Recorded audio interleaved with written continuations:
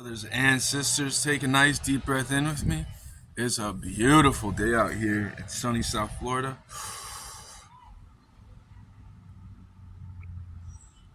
Hold it. Nice deep breath in.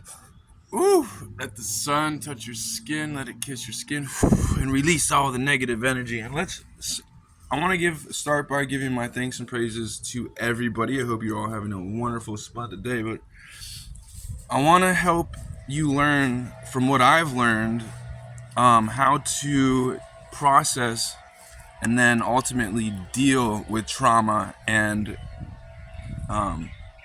for example, also I do want to talk about past relationships. Very toxic. I've been in very toxic relationships with women, and there's always those red flags.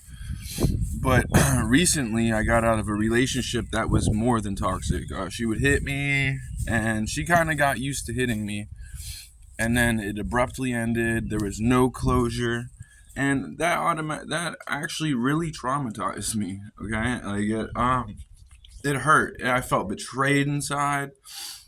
So, brother and sister, you have to understand that I do want to express I'm an empath.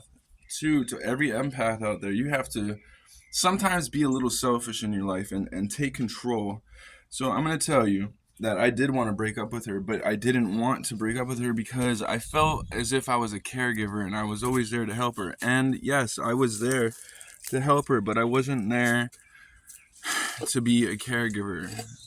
I was engaged, and thankfully, and I do believe in marriage to an extent.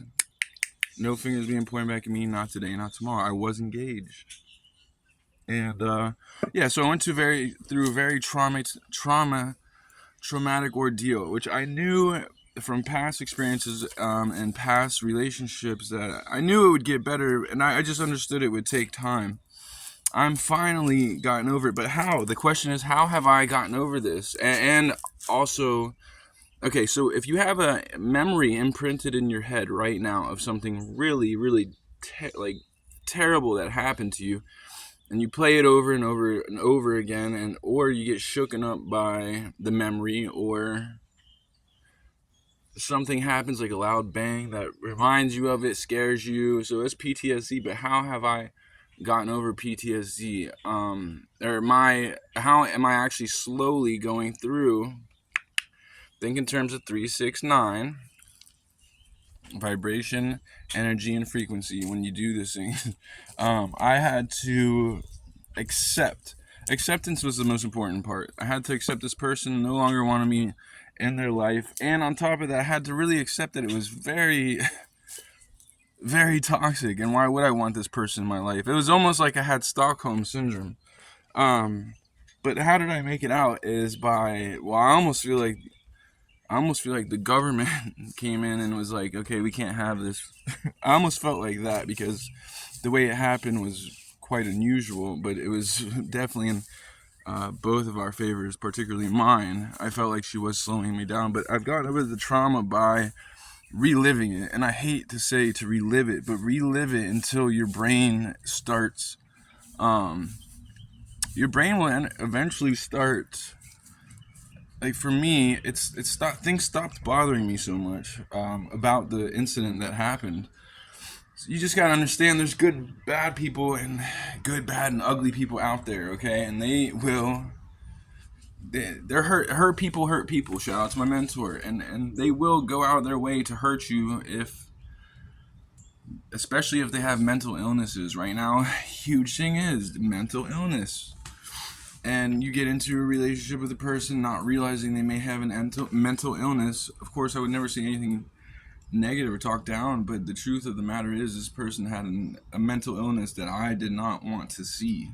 Personally, I didn't want to see it, which in turn, I'm sure, made the trauma that much worse, being that this person had mental issues and I couldn't help her. And that was one of the worst things. So the trauma goes deep, even from not being from. It's just when you're in these types of relationships, you need to be able to realize that these things happen for a reason.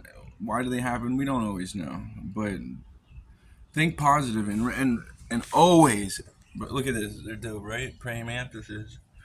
And always, always, always learn from the mistakes that you have made. If you don't learn from the mistakes you have made, well then you're not gonna be. You're gonna be repeating the same thing, and that's crazy. And you don't want to do that.